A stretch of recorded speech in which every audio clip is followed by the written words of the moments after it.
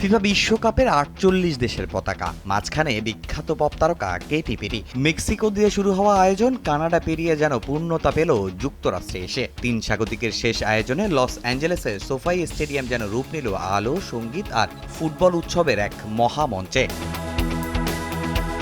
প্রথমবারের মতো ৩ দেশে বিশ্বকাপের উদ্বোধন দেখল বিশ্ব। সবার নজর বেশি ছিল এই যুক্তরাষ্ট্রে, তাই তো আয়োজনও চমক দেখিয়েছে ইউএসএ। পুরো স্টেডিয়াম জুড়ে আলোর ঝলকানি, ড্রোন শো আর ছিল বিশাল ভিজুয়াল ডিসপ্লে। বিশ্বকাপকে স্বাগত জানাতে পুরো ভেন্যু রূপ নেয় ভিন্ন সাজে। অনুষ্ঠানের সবচেয়ে বড় আকর্ষণ ছিলেন এই মার্কিন পপ স্টার কেটি পেরি। তার ওয়ান্ডার গান দিয়েই যুক্তরাষ্ট্রে উদ্বোধন হয় the greatest show on earth FIFA বিশ্বকাপের।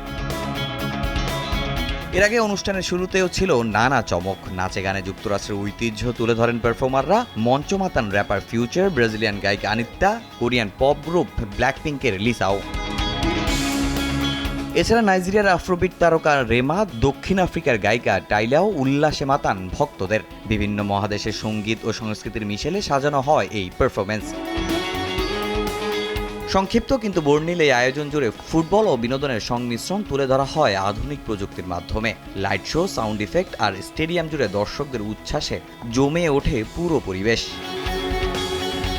৩ স্বাগতিক দেশ মেক্সিকো, কানাডা, এবার যুক্তরাষ্ট্র তাদের নিজস্ব উদ্বোধনী আয়োজনের মধ্য দিয়ে ৪৮ দলের এই বিশ্বকাপকে বরণ করে নেয় এক নতুন আঙ্গিকে। তামিম হোসেন, সময় সংবাদ।